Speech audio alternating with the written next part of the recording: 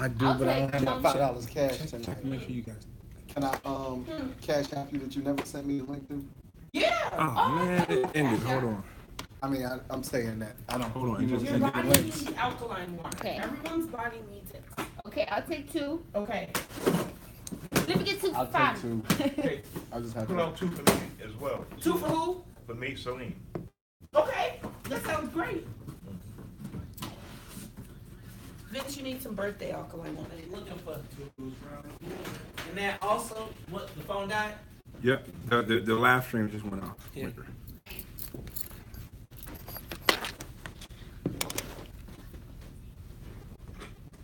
What happened? Ooh. It just stopped. The whole live stream just stopped.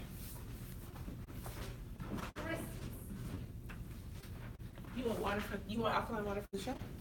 No. I'll put them up here. Okay. Like, Your pure 2 cases are water. on the bottom. Thank you. Happy birthday, you're getting alkaline water. Okay, 1 Yes. Oh, I'll take it. Hey. Yes. Come on. But sure do.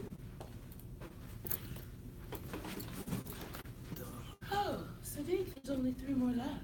Oh, I said I'd take 2. I just have to pay the link. Great. Great. Oh, very nice. This is awesome. 2. Thank you. Celine, yours are right here. Just Okay. no rush.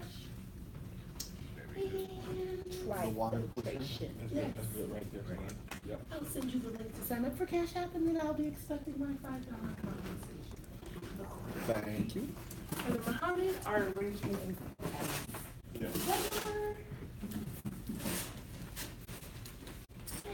And Still DJing. Yeah. That's great. That same place. That place. Mm-mm. No. You ever go there again? That's a pretty nice. I haven't been there, but yeah, it's really nice. They have a rooftop patio that I didn't get to.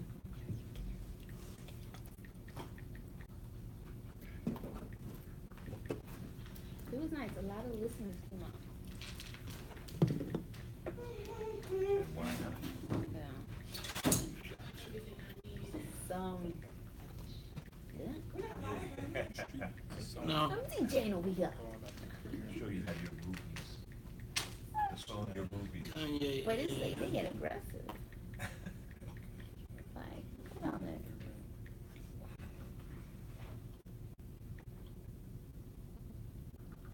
Sorry, guys.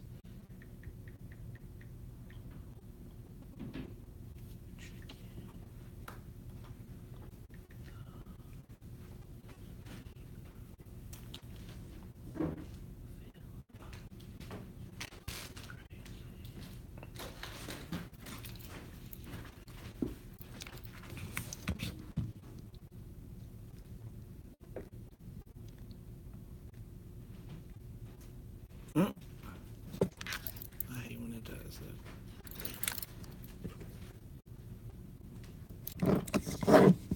Blah, blah. There you go.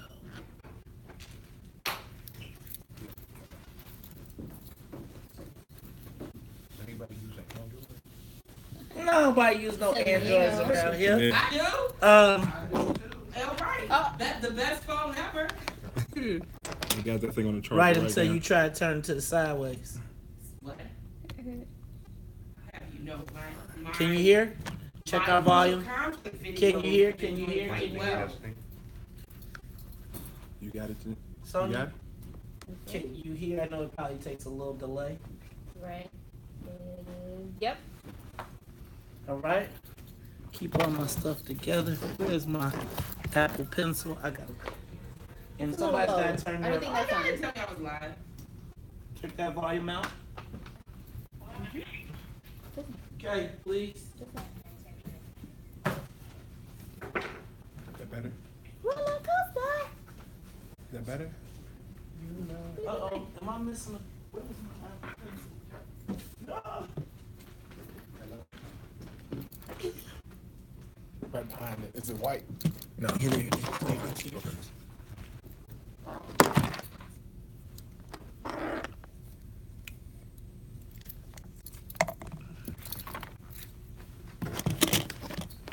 All right. Right. Intergenerational dialogues. We are a little bit behind. What's up? Hey y'all. I am Maze Jackson, Something Muwakkil. and this is Maze and Muwakkil's intergenerational dialogues. Did I get that right? Intergenerational. What is this? Is this the 4th episode? Yeah. This is week 4, and I think I finally got the name right. I always want to say, what do I always say? Intergenerational conversations. No, it's dialogue. See, it's conversations when it's Maze and Vince talking Maze and Sonny. It's dialogue when you are talking to a philosopher and a scholar. Now, for those of y'all that don't know, this is Intergenerational Dialogues with Maze and Muwakkil. I am Maze Jackson, and this is Salim Muwakkil. Now, you know, I am the host of the WVON Morning Show. I'm on every day, Monday through Friday, 6 to 9. And I'm on every Saturday from 7 to 10. Now, Salim, you do more than just, but you know, you're more than just a radio guy. You're all over the place. Yeah. Just take it out. Just take it out, and you're just going to turn it up. There's also another mic over there if you want to try and get it out of it. Right? But I'm going to tell you, you probably just need to just rock with what you got and try and tell them they need to tune in. All right? All right, y'all. So we are talking intergenerational dialogues, Maze and Muwakkil. Salim, it's been a lot going on. First of all, you know what? Can I take a moment to brag? Just a short brag session. Check it out, Salim. Last week, Monday, I came in to do the radio show. I get a phone call from Chicago Tribune writer John Cass. John Cass does a page 2 article in the WVON Morning Show, man, and it was off the chain, a raving endorsement of the politics that we discuss on the WVON Morning Show. So I was proud to have that happen. Salim, Tuesday I was on Windy City Live. Then Thursday, the article came out on Wednesday. Thursday, I was invited to participate and speak at the City Club of Chicago. And then, Salim. How did that go, by the way? Oh my goodness, Salim, I'm gonna tell you, they said that it was probably one of the most raucous city club meetings that they had ever had. It was a very different dynamic for me, but I'll tell you, it has opened up a tremendous amount of doors. It was really, you know what, Salim? I don't know how to deal with the whole white validation thing or whatever, but I do feel like being invited to speak at the City Club of Chicago was definitely an honor, and I felt like it was somewhat of a validation, at least not in Black Street cred, but at least to say that in Chicago, maybe somewhere, some kind of way, some of the things that we're talking about have had some effect. You know, if it doesn't have an effect, there is no validation. What's the use? Right. I mean, the point is to convince the rest of society of the need to accommodate folks that they have been offending for 400 years. That's the point.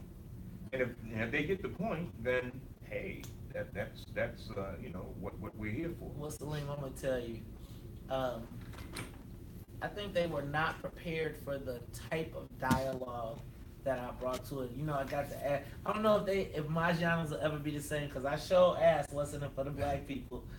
We talked about the city municipal. How did they respond to that? Salim, it was really interesting. I think there were a lot of Black people who came that clapped. There were a lot of white people that clapped. A lot of Latinos that were there. I actually had some Latinos walk out. But they said that I was being divisive, right? The Latinos were saying that I was being divisive, but I would tell you that the people that did not have a vested interest in the immigration issue were all clapping. I felt like the green team, the brown team, the black team, everybody was fired up except for the Latino. But Slim, I think it's important that whenever we talk about Black self-interest, that we stop calling it divisive and just recognize that we want our cut. It was a conversation where until we interjected, Slim, they were talking about us like we were not there. Like, talk about the Black people as though we weren't there. Yeah. Your second thought. We're second. Well, Second. well, you know, we're trying to make ourselves the first thought at this That's point, right. the first priority. All right, Salim. What you have big coming? Did you have anything this week? What you do this week, man? I just did a piece, a retrospective piece on Jesse Jackson. Ooh. You know, we forget how prominent he was in the 80s. You know, from 84 to 88. Jesse Jackson was really the center of the black community. This was a Jacksonian era. A lot of people don't realize. You know, he ran for president, and then he ran again. The second time he ran, he. Okay. Well, Salim, I think when you say Jesse Jackson, shoot, you go out of state, and people are like, oh my goodness. And it's about Jesse Jackson. I know it's easy to criticize him, but when you get in the room with him and you have a conversation, that dude got something, man. And few people who are as astute and as well informed as Jesse Jackson. So yeah, I agree. All right, well, Salim, but I definitely think that there's been a lot of talking, not a lot of listening. So I plan on trying to visit our wards and what is it that people are looking for? Because I think this Mayor Manuel is going to be in some trouble, man. I think he's going to be in some trouble. Yeah, I think so. All right. But, you know, No, go ahead, Salim. I think he's going to. If what is happening now continues, I don't think he's going to be in much trouble. Or you think because of divided the Yeah, number of yeah, people? yeah. You know what I was thinking? So I was a fan of that at first, that line of thought, but Troy Riviere came on the morning show, and he also, I think right now, all of these candidates in the race are a good thing. Why? Because they're activating a variety of constituency groups. Now, I believe that this thing is going to thin out, right? I think as we get closer, it's going to thin out. But if we've been able to activate people in every corner, in every pocket of the city, regardless of whether it's Dorothy Brown, whether it's Paul Vallis, whether it's Bridget Gaynor, and they start waking up a disaffected voter turnout. Remember, last election, only about 180,000 people voted in the city of Chicago. If they can all turn that heat up, I think the first thing is, and remember, we don't have a partisan primary, Right. which means that he has to get over 50% of the vote. And I believe that with all those candidates in the race, no matter how it goes, he can't get over 50. And then I think it's a one-on-one. Now, whoever emerges in the one-on-one, that's when I think we'll see it. But I think it's interesting that we have not seen a Latino candidate. Because I'm going to tell you, Salim, one of these days we're going to have to break down the dynamics of this black Latino thing. Because right now, Salim, it seems as though there is a tribe / and when I say tribe, I'm talking about the Jewish people and the Latinos have made a pact. Seems like the Latinos are pulling a Godfather move, killing off all the HDOs, right? Chewy's pulling off all the HDOs. But you know what dawned on me? That if J.B. Pritzker is successful as governor and Rahm Emanuel is successful as mayor, the Green Team will essentially be pushed out of government because Mike Madigan has already conceded the future And by the to the Green Latinos. Team, you mean the Irish American population that's here in Chicago. So you are essentially sketching a tribal configuration of Chicago politics. I believe, I believe that Chicago politics is tribal. I think that we as black folks have forgotten our tribe and don't recognize that, and I think that's part of what we're trying to do with this What's in the Front of Black People. The self-interest of black folks always seems to be an issue, right? When you start talking about it. And we bought into that, in my estimation. We say, ooh, whoa, we don't want to talk about that. Man. Yeah, because black interests are so toxic, man, because much of American racism is more than racism. It's the identity of America itself is based on the degradation of African people. It had to be, because the economic vitality of America was based on the degradation of African people. So it's embedded in the personality of America in a way that no other kind of bias is embedded. So it's embedded so deeply that it's almost invisible. Guys, I'm hearing they're saying they're not getting any audio. Yeah. Huh? You got audio? So you all need to turn it up. For those of you that are watching on Facebook Live, there is audio. You probably need to turn your computers up for those of you that are asking. Huh? It's good. We're good? All right. So y'all looking at me, I'm just saying I'm looking at the feed as well. Hey, for those of you all that are commenting, turn up your own volume. Turn up your volume. This podcast. All right, Salim. Yeah. Come on, man. We got to get into it. So, Salim, Kanye West. Kanye West. I know Kanye. You know Kanye? I know his mother. I was a good friend of Donda. I knew Kanye before he hit it. You mean Kim Kardashian hit it? No. Before he got into the car accident and broke his jaw and then made it through the wire. We used to hang out at Donda's and Kanye was there frequently. So I knew him. So I'm as disappointed as everyone else is in what seems to be his affection for Donald Trump. But again, man, I think he's just a eccentric cat, man. He's a what I say is an inveterate contrarian. Whatever is happening, he wants to go against the grain. Man, so this week Kanye came out and said that slavery was a choice. Yes. Let me go, and it has set off a firestorm. Now, I believe it's probably one of the best marketing tools ever. He's got an album coming out 1st of June, and he's dominated every news cycle. Did you hear that piece he did with T.I.? Yes. See, right? See, song comes out, time and everything. Now you call him an inveterate contrarian. Okay, and that means what specifically? That means that he goes against the grain just impulsively. That's his first reflex. He's reflexively against the grain. You know what? I'm starting to feel like I might be. What do you call it again? Contrarian. I think I am a contrarian. Yeah. I enjoy being a contrarian because I enjoy the art of. I enjoy a good, healthy debate. Salim, in our world today, it seems like you cannot have a healthy debate on an issue without it devolving into name-calling,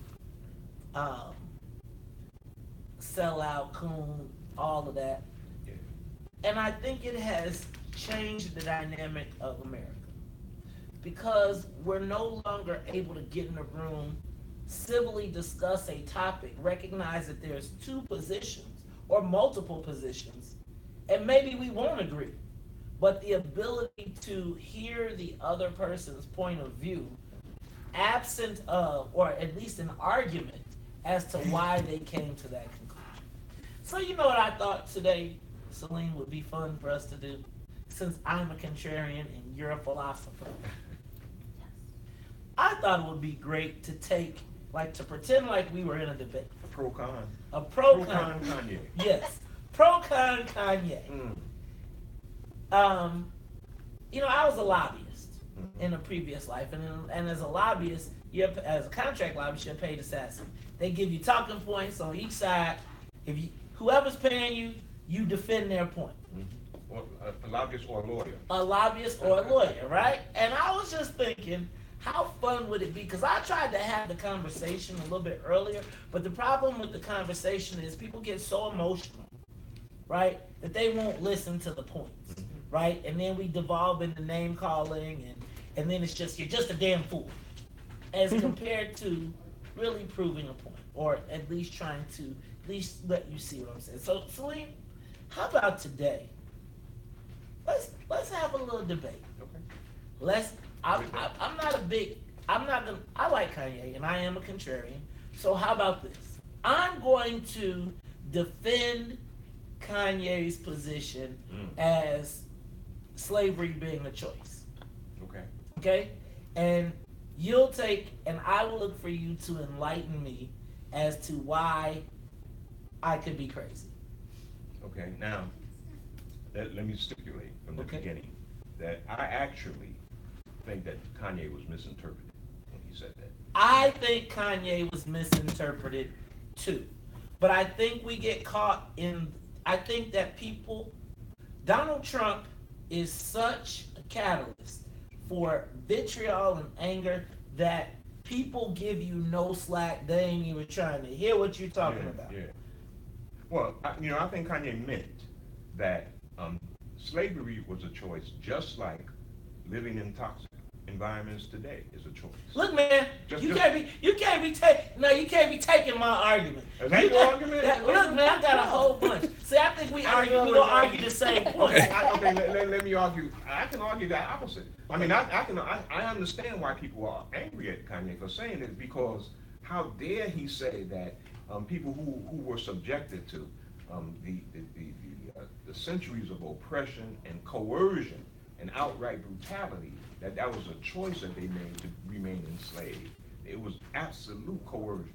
Perhaps there's no greater coercion in the history of humanity than the transatlantic slave trade and the degradation that black people faced in that enterprise.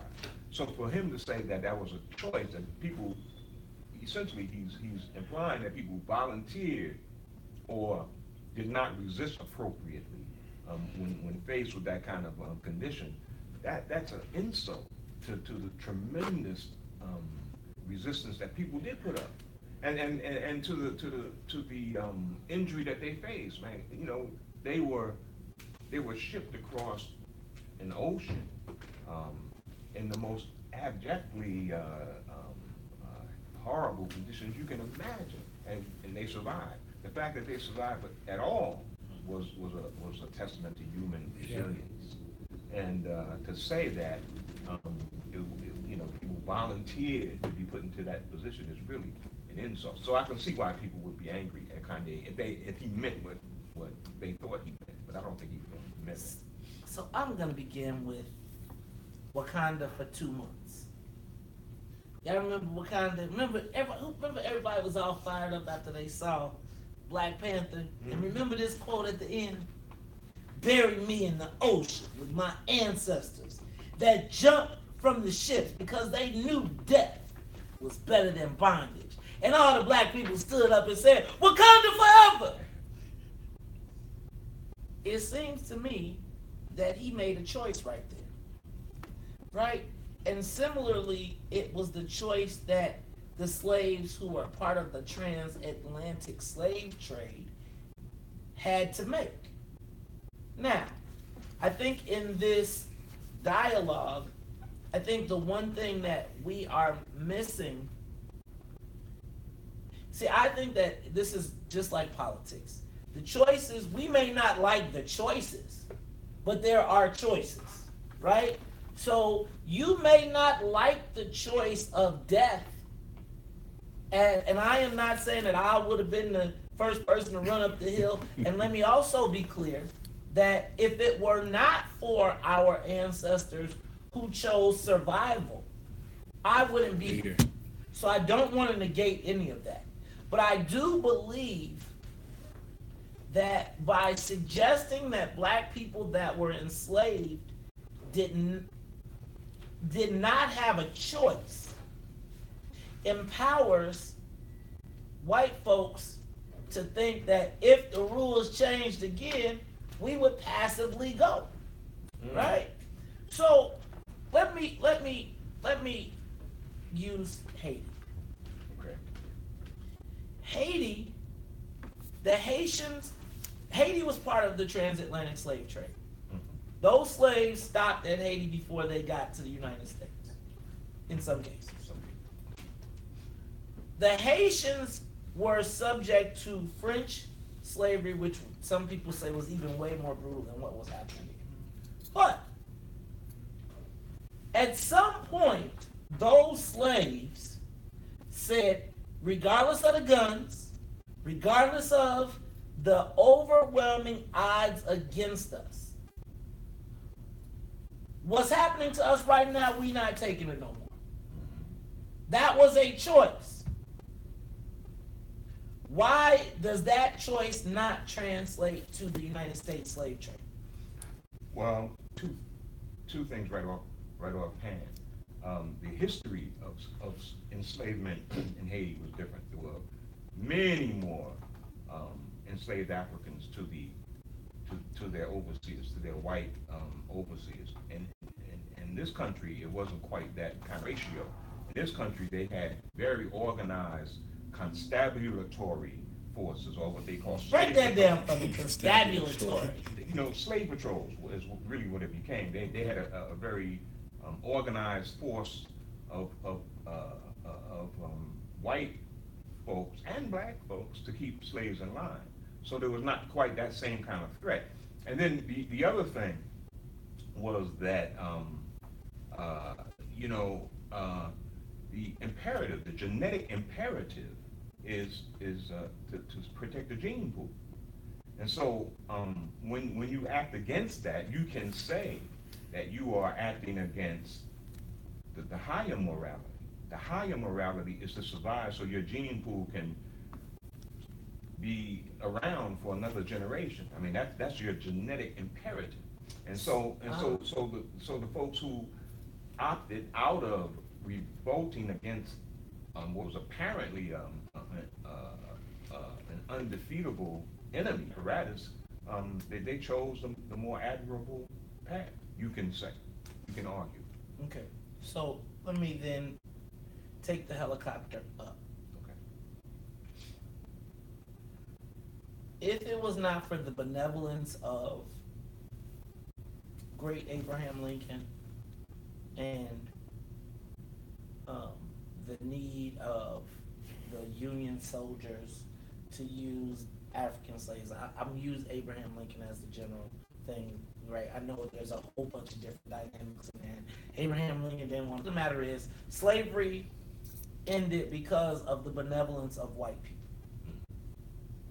So if there was no benevolent white people, would black people remain slaves right now? Well, partly the benevolence of white people. I mean, that laid the groundwork, you know, with the abolitionist movement, the various movements that softened the heart of the opposition.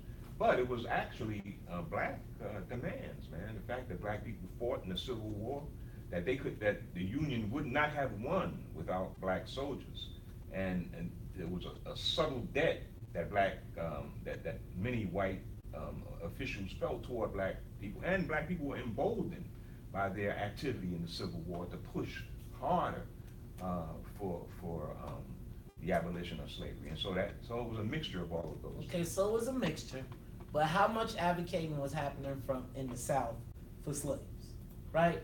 I guess my question is right now, because Abraham Lincoln said if he could keep slaves and keep the Union together, he would have kept the slaves. And so, Salim, I guess I got you on the mix. Mm-hmm. So let's say the mix was what? 80 white folks, 20 black? Right? Because how many free black folks was really out here talking? How many free black folks could really roll around and be like, yeah, Frederick Douglass was cool, but he had some presidential protections, right? How many black folks was running around saying... Frederick Douglass had a big echo chamber, man, you know, in the Northeast. Okay. Lloyd Garrison and other abolitionist groups, they were pretty powerful, and they had some influence. And they were powerful influence because of their black participation or their benevolence as white folks. Many of them had religious convictions. They were Quakers, and the Quakers had a very deep influence on the abolitionist movement because they believed that slavery was just morally wrong. Benevolent white folks. Yeah. I'm just saying, benevolence of white folks. So if there's no benevolent white folks, how do we get out? Like, at what point are we genetically ingrained then to survive as slaves forever? Because then at that point, it seems like they fixed our gene pool that made us a lower class. See, to me, it seems as though if you accept the fact that there is no choice, that there was no choice, that people don't ever reach a point of frustration, anger, so they say they're going to throw off their shackles, then in my estimation, if you say they can't ever reach that capacity, then they are a permanent subclass. Yeah, but you're not saying they can't ever reach that capacity. Even if you accept the fact that it was a choice, and my interpretation of what he meant, it was that we are choosing now to live like we live. We're choosing now to live in neighborhoods where murder is disproportionately high. We're choosing that. This is what he meant. If we're not choosing that, why aren't we changing? If we're not choosing to live in these kinds of toxic neighborhoods, then we're not choosing not to. So I think that's his point, and that it is on us to make a move. It is on us to choose a different route. Now, in order for us to make another choice, we have to defy that programming, and that's why I think he's talking about free thinking. We have to move away from the stream, and get into another stream, and make choices in that way. So that I don't think he's foreclosing the opportunity to move on. I think he's actually trying to spur us in a way to move on. See, and that's a very benevolent interpretation of Kanye. See, look, Salim, but I'm just telling you, Salim get it, right? And I think that, quite frankly, the concept of free thinking is something that black folks, if you take Kanye away from it, it's like I see a dichotomy in us, right? Because we complain about everything, and we complain about what they doing to us, right? But then we're waiting on them to fix it. Yeah. So, Salim, here's I fundamentally do believe that in some aspects we are choosing to live in the communities the way that they are. In some aspects, see, I feel like when we continue to say we did not have a choice, even as we talk about the negative economic impacts that have occurred and the economic war that has occurred against blacks, economic, psychological, you name it, every warfare that has been practiced on black people.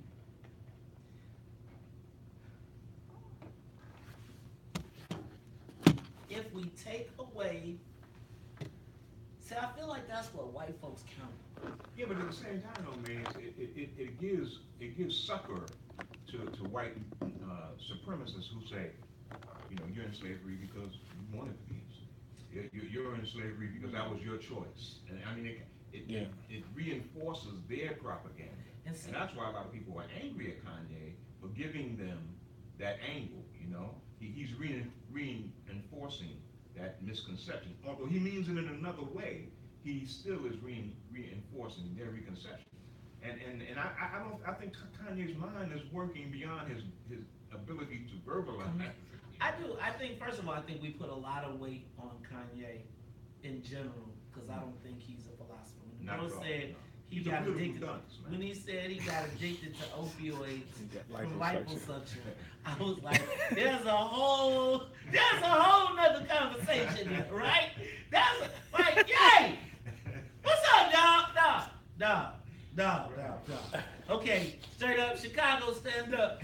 We gotta represent for our boy, but I was like, man, dog, you lost some Chicago street cred. Liposuction. Damn, brother, lipo. Lipo with your money. Michael with your money. And what's so ironic about it, man, is because he, that was one of the manias, or one of the things that drove his mother to this problem, man. She got caught up into that Hollywood cosmetic thing, and she wanted cosmetic surgery to the point that it was injurious to her. And it was seen that he would learn that lesson, and apparently he hasn't. So, I'm going to say this, right? I'm going to take the helicopter up, and I'm going to say that I feel like I got what he was trying to say. I feel like he was saying that free yourself from mental slavery, none but ourselves can free our minds. Like when Bob Marley said it, right?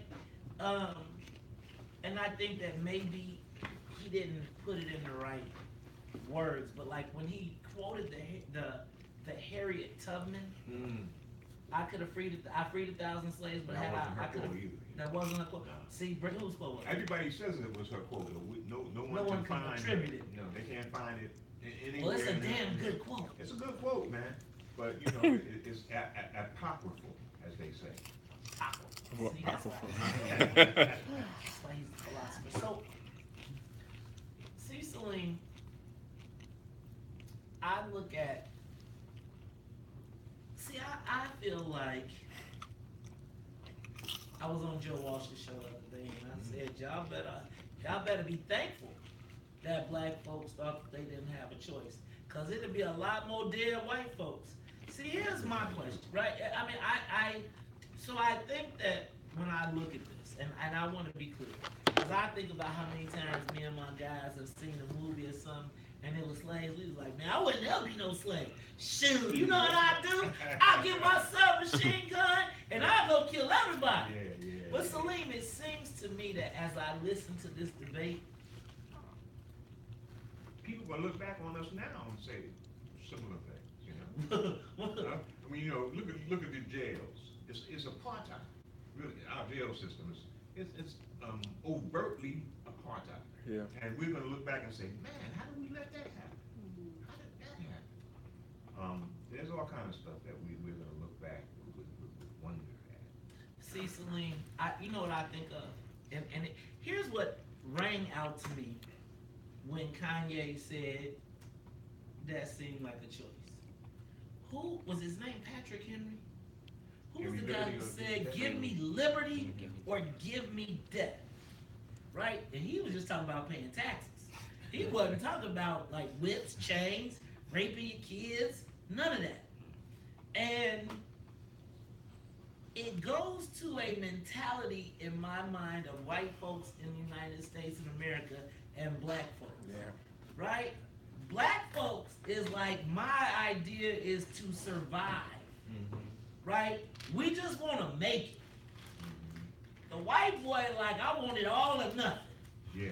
Right? Give it to me all, or I'm a. Yeah, I mean that's true, Maze, but it also points to the differences in our socialization pattern. You know, what white people had to do was completely sever us from our ancestral connection, so that we were inert. Yeah. White people have something to stand on. That's why they say give me liberty or give me death. They have a sense of cultural integrity. We had nothing. We had no sanctuaries to give us any sense of worth or anything. And white people ensured that that was the way it was with us. Everywhere we looked, white supremacy surrounded us. We had no sanctuary. And in that kind of situation, man, we are inert. And we're vulnerable to so many things. And that's that's why we think, we did have a choice, but that choice was extremely limited by our lack of esteem, cultural esteem. So, Salim, how does a Nat Turner come? So now as I extrapolate out, because if they owned our minds, no benevolent white man, we still slaves? I mean, of course, there are people who break through. There's Mark Vesey, Nat Turner. And you saw how it worked out for him. Exactly right. So, this to me. Odds were against it, deeply against it. So, That's why when would the odds have changed? As the weaponry, as the military? Well, they have changed. Look at us now. I mean, and this is a because it was a benevolent white man. Well, but it was us too, man. We pushed for it. It was us. I mean, we did the best we could with what we had. And if we have faith in our own ability. So we was waiting for Jesus to come. No, our own. It's internal. Our own vibranium. If we have faith in that, we'll make it. If we understood how much we really had, we'd make it a lot sooner. So do we understand how much vibranium we got? We don't. So at your what job. Your job to convince us.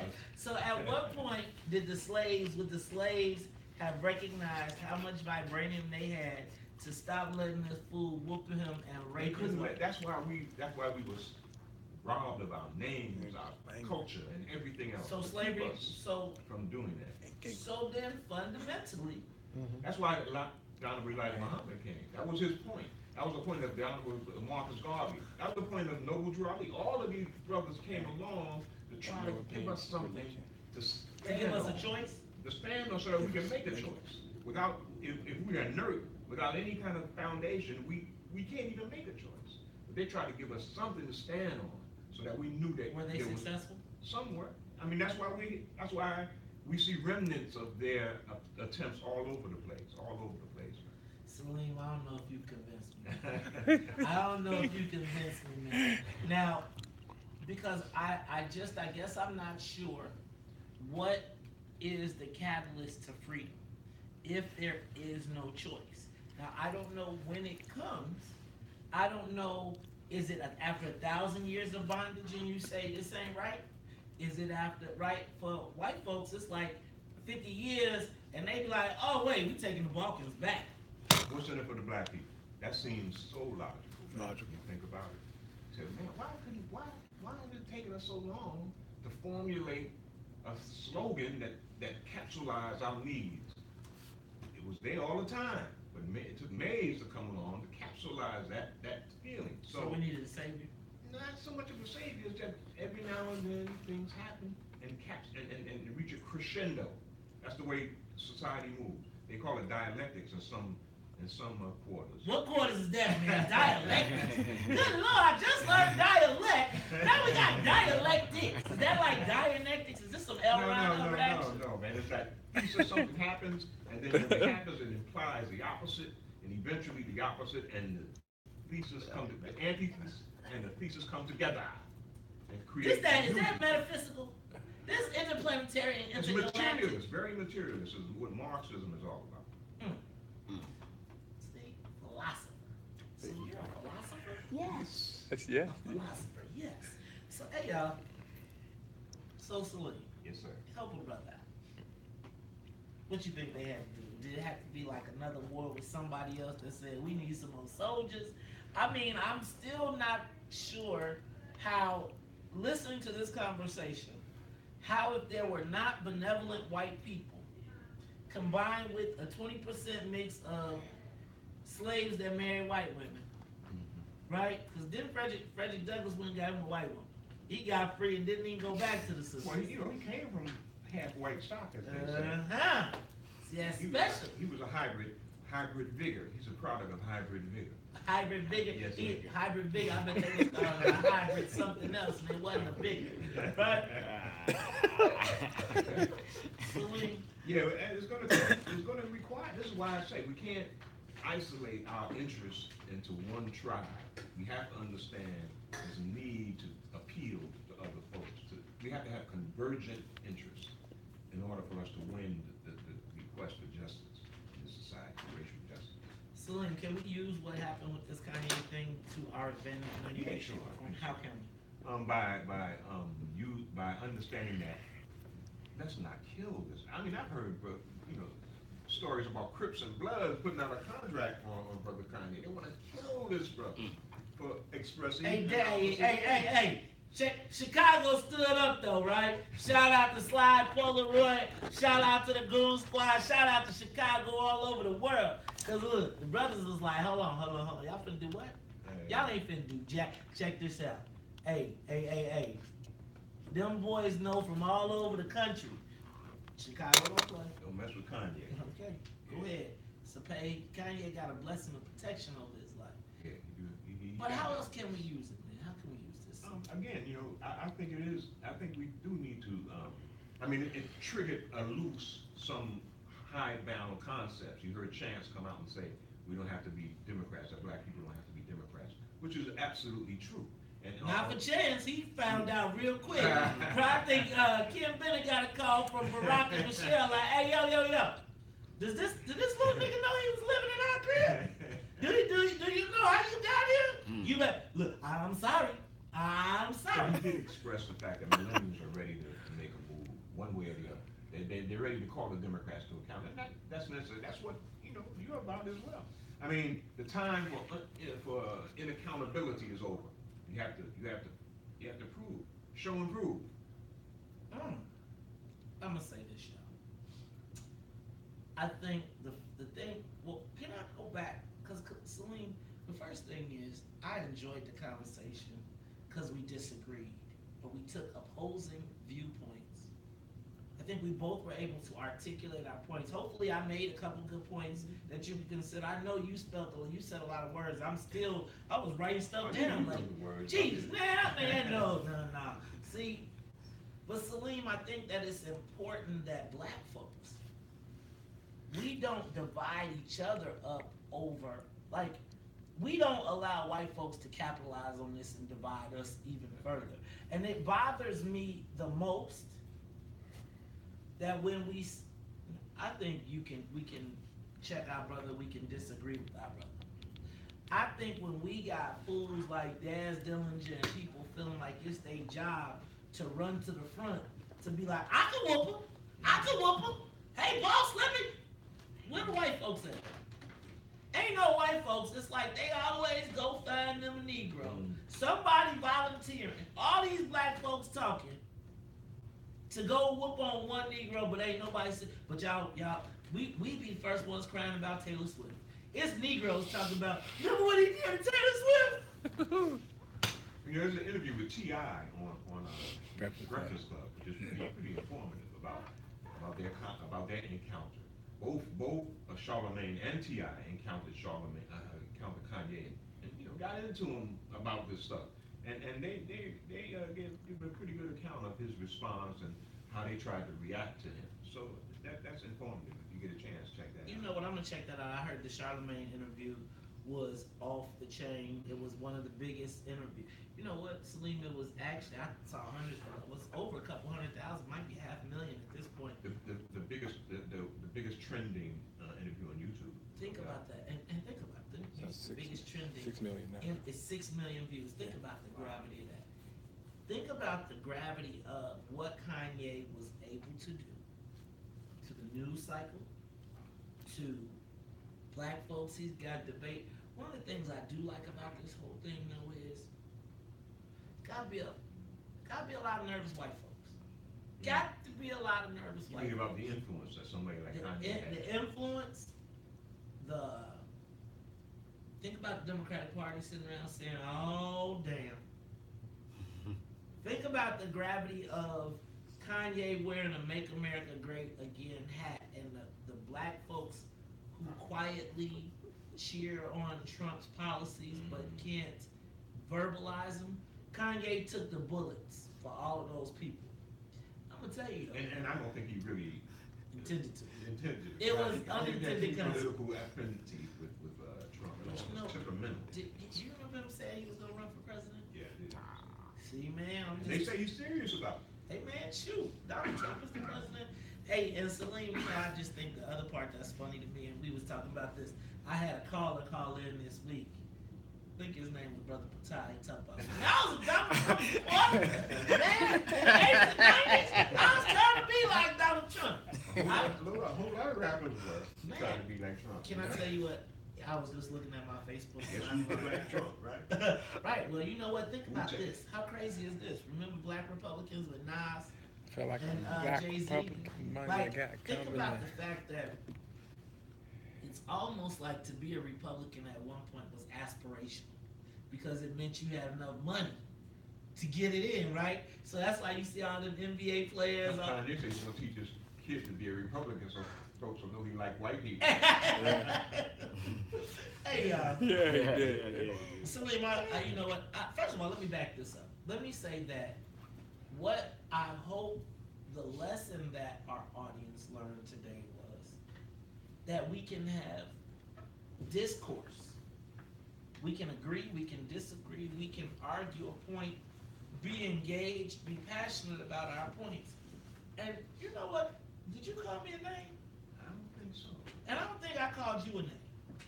And I think even if we don't agree, I still think y'all waiting on benevolent white folks to come save us, which they ain't never gonna come do.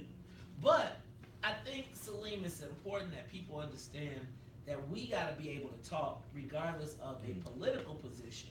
Black folks have got to be able to talk. Hey, Salim, real quick, Starbucks. We talked about this. Brothers took a undisclosed amount from Starbucks. I believe they got a big bag. Big bag, yeah. Then they took the $200,000 for an entrepreneurial program, which I was like peanuts, and symbolically $1 from the city of Philadelphia. Talk to me about the symbolic dollar. Do we settle for symbolism too much? In this particular case, man, I think these guys, try to leverage their temporary celebrity for some good feeling, a sense of good feeling, and they want to push it by demanding too much. I think that's where that was coming from. Think about that. Think about that. Under these circumstances, look, as my girl Reese Mo say, run me my money. I don't know how she did it with emojis and everything. Run me my money. It always seems as though, you know what, it makes me, you know what, how that played out to me? It reminds me of when I go to a restaurant, right? You ever been to a restaurant and things ain't the way you want them to be all the way, and you know they ain't, and you kind of want to complain, but you know if you complain, they're going to be like, oh, here go the Negroes, trying to complain. Let me guess. Give me a tip. Right, give me a tip. And so then you kind of hold back. As a matter of fact, let me tell you what this reminds me of. This reminds me of when I go somewhere, get played, bogus, tell them about it, and then leave a bigger tip. So I could be like, I ain't here just to complain, I got an issue. And so I'd leave a bigger tip to be like, I ain't gonna tell you what I meant. But I'd be like, you think I'm playing with you over this little, you think I'm trying to hold it? I had a rip. And I feel like you do it to prove to everybody else that you wasn't trying to hustle.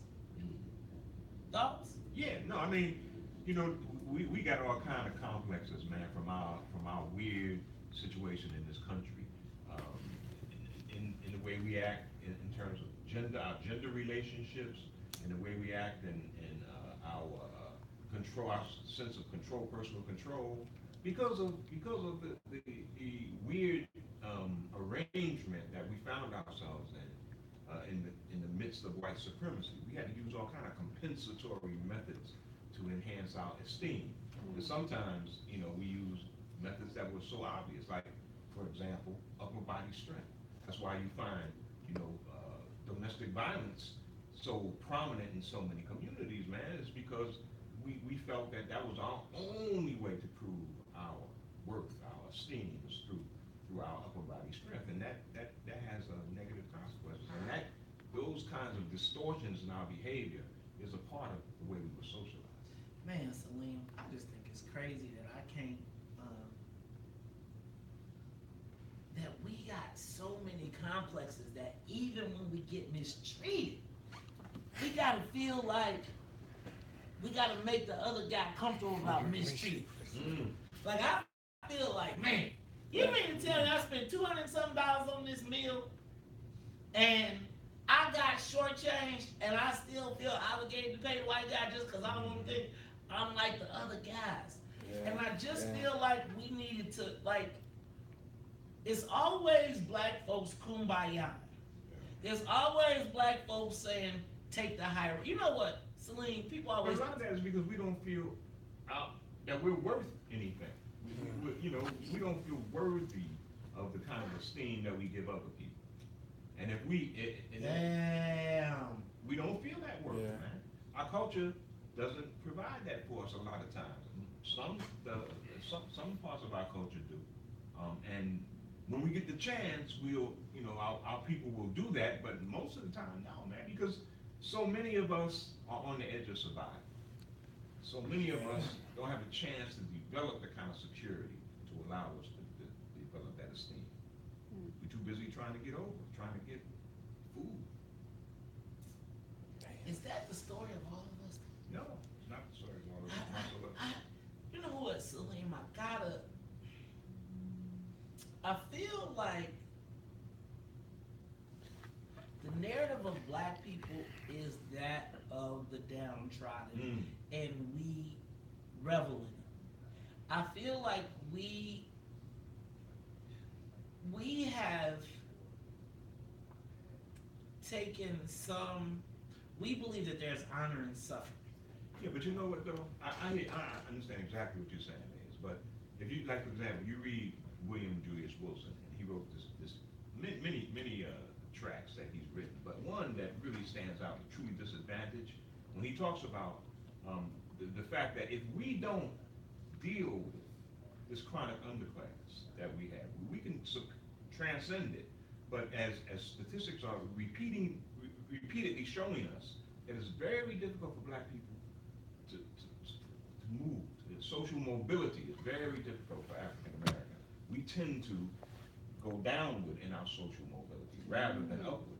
And that underclass is like gravity. It's pulling us. And until we deal with that, we'll always have that pull, that negative pull, that keeps, even when we succeed and we gain the kind of status, we'll be subject to that negative pull.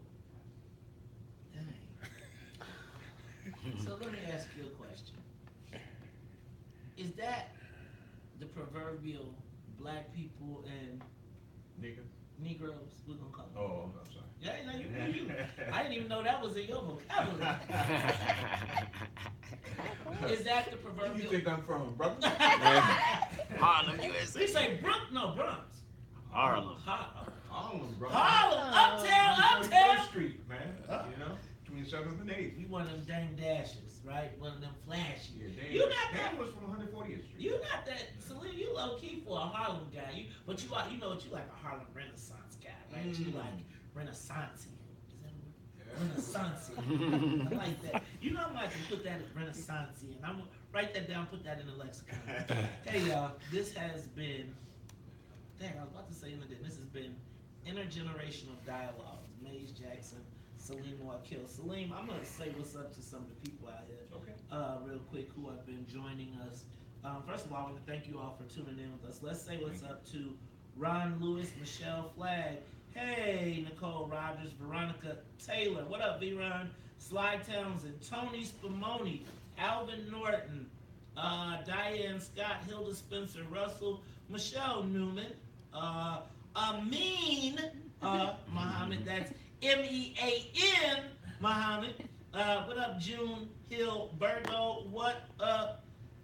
Who is this the speed? What's up to the brothers in the Speedos and bodybuilding? Shout out to Brother Fatah. Man, I heard about you in them fashion shows, dog. Shout out to MJ Hines. What up, Monique Spence? What up, Dennis Evans? Hey man, you should have seen them, man. They was. Did you see the interview with Bruce Conflict? I can't wait to get that. We're gonna put that. They were talking about the Fatah stories. We need to have some outtakes on that behind the scenes.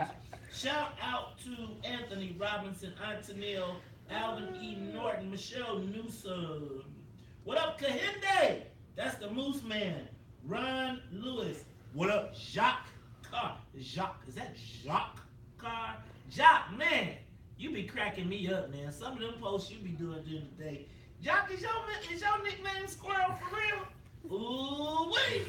All right, let's go. Ron Lewis. Tiger Lily. Shout out to... Yeah, we skipping over, dude. Hey, can I ask you a question? Mark. Why you tune in if you want to hate? It's about 3 million TV shows, 50,000 Facebook pages. I be wondering, why do you get on the show just, you know what though, I forgot. Whether you love me, whether you hate me, as long as you watch, it's all counting. We get paid from you. So we want to thank you too, Mark Kennedy. We appreciate you. Appreciate your aid and assist. And you know what? Maybe you'll figure out next week when you tune in why you do.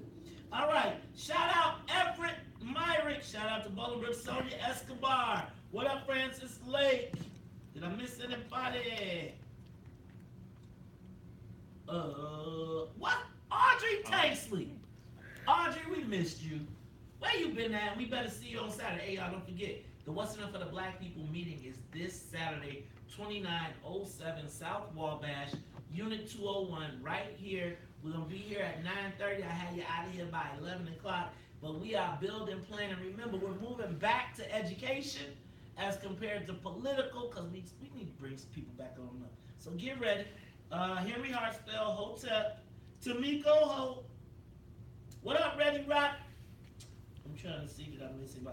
What up, Donald Watson, Bolingbrook in the house, all the way via Cleveland, Ohio. Celine, you got anybody you want to say anything to? Hey, everybody. Derek Crippe, shout out to the men of Phi Beta Sigma Blue Phi. Hey, also want to send out a special shout out to Brother David Turner, who was just last week elected the regional director of Phi Beta Sigma Fraternity Incorporated. Happens to be from my undergraduate chapter Epsilon Xi, as well as my grad chapter Dark Side. Shout out to the Blue Phi. You know what we saying. You know, hey Dave, forgive me for the pliers, man. Just forgive me for the pliers. Hey. YouTube. YouTube. Oh, we got YouTube. YouTube Live. What's up? Hey, y'all, check you out. I appreciate everybody that tuned in to YouTube Live, as well as you all make sure you download the podcast. That's right, download the podcast. Intergenerational Dialogues, Maze and Muwakkil. Now check it out. We're taking next week on. You folks on YouTube, make sure you hit Sonetta TV about this podcast. Who is it? Sonetta Talk TV. about it. Sonetta TV, and, yeah. and you know, it's a New York platform. They can use what's in it for the black How you people. spell it? Yeah. So Celine, why you not connecting the dots, man? You should just come on, be our senior elementary. You can be our spiritual advisor, man. Woo, Keep spiritual us advisor. spiritual and philosophically advised properly, right? Because you know, you help us not see. Look, you know the thing, Celine. The thing is, the challenge with the brothers that have the wisdom is that it seems like we always wind up in competition. Yeah, and we need not be. And I don't want to compete with you. I want to learn from you, right? And I want to take what we learned from you and impart it in our kids. I think we missed a generation of warriors, Yes, sir. right? We skipped a generation of warriors. So your generation was warriors. My parents' generation was warriors. My generation tried to get a job, and now my kids are feeling like they got to go back to war, right? So we got to start retrain. We got to train the people who missed the warrior status. That we at least got to put a little, we got to put a little something in their coffin, man. We got to help them understand and raise them That's up. what That they they put in can, your pocket anymore. hey man, you know what? All I put in there is sugar and 6 creams, 3 What about sugar. that popcorn? Integration. And that popcorn, that's a different story. Popcorn going there. Hey, what you know about that popcorn? You know what? We might get some of that popcorn for our next one. Now, don't forget, guys, we're taking next week off, and then we'll be back the following week. Also, don't miss the History of Chicago Hip Hop podcast series as well. Our first interview was with Crucial Conflict. We got D.A. Smart coming up, as well as Deli Dell. Now, I'm going to tell y'all what. D.A. Smart, Deli Dell. Y'all remember Walk With Me? Y'all don't know nothing about that. Y'all really, man, you know, we're going to need a real translator for Deli Dell, because he gets to talking so fast. Hey, y'all, it's the WBO show. This has been Intergenerational Dialogues. I'm Maze Jackson, I'm Salim Muwakkil. and we are out of here. And if they don't like it, you can tell them Maze and Muwakkil say it. We out of here. Peace. That was a good one. Yeah, that was great.